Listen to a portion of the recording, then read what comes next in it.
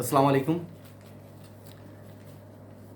ইরানের নতুন প্রেসিডেন্ট নির্বাচন হয়ে গেল গতকাল। প্রথম দফায় যে ৬ জন দাঁড়িয়েছিল তার মধ্যে থেকে ৫০% কেউ না পাওয়াতে যে ২ জন প্রথম দিকে তারা ভোট পেয়েছিল মোটামুটি ভালো।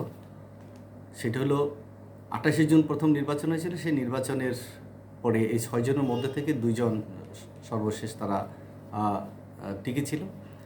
তার মধ্যে থেকে এই ২ জনের নির্বাচন গতকাল হয়েছে। এই ২ জনের মধ্যে একজন হচ্ছে পেজেশকিয়ান, আরেকজন হলো সাইদ জালিলি। সাইদ জালিলি এক কট্টরপন্থী, অতি কট্টরপন্থী, আর পেজেশকিয়ান হচ্ছে সংস্কারপন্থী। এবং সর্বশেষ ইরানের জনগণ যিনি সংস্কারপন্থী তাকেই ভোট দিয়েছেন এবং তিনি ৫০%-এর উপরে ভোট পেয়েছেন। কারণ সে দেশের নিয়ম হলো যে যদি প্রেসিডেন্ট নির্বাচনে ৫০%-এর উপরে ভোট না পায় তাহলে দ্বিতীয় দফায় নির্বাচন হয় এবং সেখানে দ্বিতীয় দফায় নির্বাচন হয়ে পেজেশকিয়ান তিনি প্রেসিডেন্ট হিসাবে জয়লাভ করেছেন। এখন সবারই দৃষ্টি যে পেজেশকিয়ান কতটুকু সংস্কার করতে পারবেন কিংবা কতটুকু ইমাম খামেনিকে উপেক্ষা করে তিনি পররাষ্ট্রনীতি পরিচালনা করতে পারবেন। এর আগেও তিনি হাসান রুহানির যিনি প্রেসিডেন্ট ছিলেন তিনিও একজন সংস্কারপন্থী ছিলেন, কিন্তু তিনিও মূল যেই ইরানের যেই গার্ডিয়ান কাউন্সিল সেই গার্ডিয়ান কাউন্সিলের বাইরে তিনি যেতে পারেন না। বিশেষ করে ইমাম খামেনির যে চিন্তা চেতনা তার বাইরে যাওয়া খুব কঠিন হয়ে দাঁড়ায়। কারণ ১৯৭৯ সালে যে ইসলামী বিপ্লব হয়ে ইরানে যে ক্ষমতার পথ বদল হলো,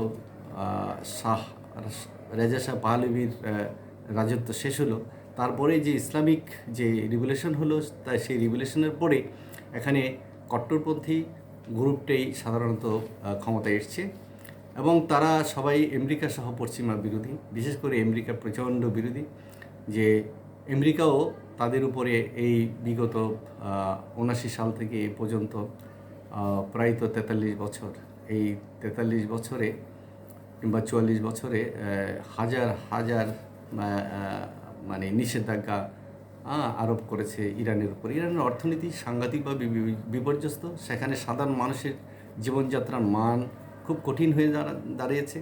সেখানে দ্রব্যমূল্যের দাম অনেক বেশি, মূল্যস্ফীতির হার অনেক বেশি। কারণ ইরানের যে তেল সেগুলি স্বাভাবিকভাবে বিভিন্ন দেশে রপ্তানি করতে পারছে না, যেগুলি করা হচ্ছে সেগুলি চোরাগোপ্তাভাবে করা হচ্ছে, যার ধরুন অর্থনীতি সাংঘাতিকভাবে সেখানে বেঁকে বসেছে। কারণ ইরানের বিভিন্ন দ্রব্য সামগ্রীও বিশ্বের বিভিন্ন দেশে রপ্তানি স্বাভাবিকভাবে হচ্ছে না, যার দরুন ইরানের অর্থনীতি খুব কোণঠাসা। কিন্তু তারপরেও ইরান মাথা উঁচু করে দাঁড়িয়েছে, পশ্চিমার বিরুদ্ধে কথা বলেছে, আমেরিকার বিরুদ্ধে কথা বলছে এবং সেখানে পারমাণবিক যে বোমা সংক্রান্ত যে একটি চুক্তি হয়েছিল সেটা ওবামার আমলে, কিন্তু পরবর্তী পর্যায়ে যখন ট্রাম্প ক্ষমতায় আসে, ট্রাম্প সেই চুক্তি থেকে বের হয়ে আসে এবং পরবর্তী পর্যায়ে আশা করেছিল যে চুক্তিটা আবার নবায়ন হতে পারে বাইডেনের আমলে, কিন্তু সেটাও বিভিন্ন কারণে হয়ে ওঠেনি। এখনও চেষ্টা চলছে যে যাতে ইরান পারমাণবিক বোমা আর অধিকারী হতে না পারে, পারমাণবিক বোমা অর্জন করতে না পারে, সেই জন্য পশ্চিমাদের একটা উদ্বিগ্নতা আছে এবং চেষ্টাও চলছে। এই ক্ষেত্রে যে সংস্কারপন্থী যে প্রেসিডেন্ট পেজেশকিয়ান তিনি কতটুকু কার্যকর করবেন, সে সময় যে ওবামার সময় যে পারমাণবিক বোমা সংক্রান্ত যে চুক্তি হয়েছিল সেই আলোচনায় কিন্তু এই পেজেশকিয়ান ছিলেন। তো এখন আশা করা যাচ্ছে, সবাই ভাবছেন যে তিনি হয়তো আবারও পশ্চিমাদের সাথে আলাপ আলোচনার দ্বার খুলবেন এবং তিনি ক্ষমতায় এসে বলছেন যে সবার সাথে বন্ধুত্ব, সবার সাথে আমাদের বন্ধুত্ব রাখতে হবে, সবার সাথে বন্ধুত্ব রাখতে হবে। এটা কিন্তু একটি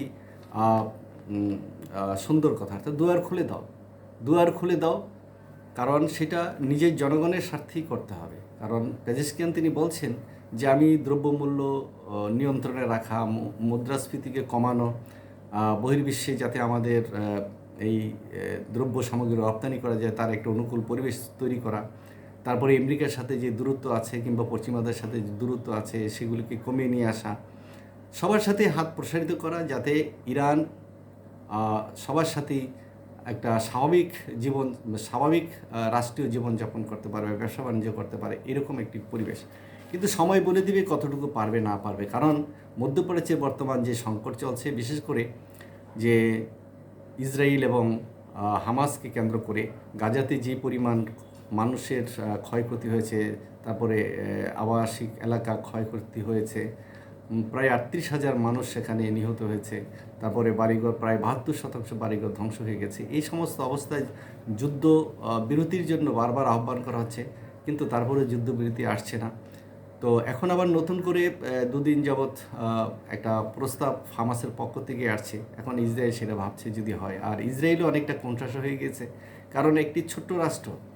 তো সেখানে চারদিক থেকে তাকে যখন আক্রমণ করা হয় কোন দিক সামলাবে, এটাও তাদের একটু ভাবনার বিষয়। বিশেষ করে তাদের মুরব্বী যা আমেরিকা আছে, সে আমেরিকাও ভাবছে যে চারদিক থেকে যখন শত্রু পরিবেষ্টিত, তখন যত শক্তিশালী হোক না কেন ইসরায়েলের পক্ষে সেই যুদ্ধে জয়ী হয়ে আসা খুব কঠিন। কারণ সম্প্রতি হিজবুল্লাহও শত শত মানে ড্রোন মিসাইল আক্রমণ করছে। এদিকে হামাস তো যুদ্ধ করছে, ওদিকে হুতিরা দূর থেকে তারা মিসাইল আক্রমণ করছে ইসরায়েলের বিভিন্ন স্থাপনায়। তারপরে ইরাক আছে, সিরিয়া আছে, সেই ইসলামিক রেজিস্ট্যান্স শক্তিগুলো সেইগুলো তারা বিভিন্নভাবে আক্রমণ করছে। তো একটি দেশ যেখানে মাত্র প্রায় 90 লক্ষ মানুষ, সেই ইসরায়েল এইভাবে চারদিকে যুদ্ধ করে কতটুকু তার অর্থনীতিকে এবং তার স্থাপনা, তার জনসাধারণকে রক্ষা করতে পারবে, সেটাও এখন প্রশ্নবিদ্ধ হয়ে দাঁড়িয়েছে। যার ধরুন নেতানিয়াহু হয়তো চাচ্ছেন যে একটি সমস্যার সমাধান হোক, কারণ এর মধ্যেই তিনি কাতারে পাঠিয়েছেন তার একজন আলোচনা করার জন্য একজন মন্ত্রীকে। তো সেখানে আশা করা যাচ্ছে যে কাতার, মিশর এবং আমেরিকা যে কূটনৈতিক প্রচেষ্টা চালাচ্ছে যে যুদ্ধবিরতির জন্য, সেখানে হামাস হয়তো চাচ্ছে স্থায়ী যুদ্ধবিরতি। আর মানে নেতানিয়াহু সবসময় বলেছেন যে হামাসকে নির্মূল না করে এই যুদ্ধ শেষ হবে না, কিন্তু তার টুনটা এখন একটু নরম হয়েছে বলে মনে হচ্ছে। যার জন্য তিনিও ভাবছেন এবং তিনিও বলছেন যদি এই আলোচনা এবং যে নতুন করে যে প্রস্তাব আসছে, যদি সেটা গ্রহণ করার হয় তাহলে তারা গ্রহণ করবে। তো আশা করা যাচ্ছে যে অচিরেই সেই সমস্যাটি সমাধান হবে এবং যুদ্ধ একটা থেমে সেখানে একটা শান্তির পরিবেশ আসবে। এবং শান্তি প্রয়োজন কিন্তু এই ইসরায়েলের জন্যই, কারণ ইসরায়েল চারদিকে শত্রু বেষ্টিত। মুসলিম বিশ্ব 73 এবং 67 সালের যে 67 এবং 73 যে দুটি যুদ্ধে তারা হেরেছিল মুসলিম বিশ্ব, স্বাভাবিক পর্যায়ে তাদেরও একটি ক্ষোভ আছে এবং তারা এটা জানে যে অদূর ভবিষ্যৎ যদি হামাস এবং হিজবুল্লাহ কিংবা হুতি এবং ইরানের প্রচেষ্টা যদি সফল না হয়, তাহলে এক এক করে সবগুলো দেশকেই ইসরায়েল দখল করে নেবে কিংবা তাদেরকে ছিন্নভিন্ন করে দিবে। সেই রকম একটি আভাসও কিন্তু তুরস্কের প্রেসিডেন্ট রজব তাইয়িপ এরদোয়ান তিনি দিয়েছেন, যার ধরে সবাইকে একত্রিত হতে বলেছেন। সেই বিষয়টা কিন্তু আমেরিকা যুক্তরাষ্ট্র পশ্চিমা বিশ্ব খুব ভালো করে বোঝে যে সম্মিলিত শক্তির কাছে কিন্তু ইসরায়েল কিছু না। আর বারবার আমেরিকাও ঝুঁকি নেবে না, কারণ আমেরিকার বিরুদ্ধ পক্ষ হিসাবে রাশিয়া এবং চীন কিন্তু এখনও নাক গলাচ্ছে এবং তারাও কিন্তু একটা পক্ষ নিয়ে নেবে। যখন এইরকম পক্ষাপক্ষি হবে, তখন এই যুদ্ধটা অনেক বড় হয়ে যায় এবং দীর্ঘমেয়াদী হয়ে যায়। আর দীর্ঘমেয়াদী যুদ্ধ পরিচালনা করার মতন ইসরায়েলের অর্থনৈতিক অবস্থা নেই এবং আমেরিকাও বর্তমানে এবং আমেরিকার অভ্যন্তরে যে সমস্ত রাজনীতি এখন চলছে, তো সেই ক্ষেত্রে তাদেরও এই বোঝা বহন করা সম্ভব না। কারণ অন্যদিকে ইউক্রেনের যুদ্ধ তাদেরকে সাহায্য করতে হচ্ছে, কারণ আমেরিকার অর্থনীতিও অনেকটা ঝুঁকিপূর্ণ এবং সেখানে তাদের জাতীয় ঋণও বিশাল। তো সেক্ষেত্রে আমার মনে হয় যে একটা সমস্যার সমাধান হতে পারে এবং যুদ্ধবিরতি একটা সম্ভাবনাই দেখা যাচ্ছে। ধন্যবাদ, ভালো থাকবেন।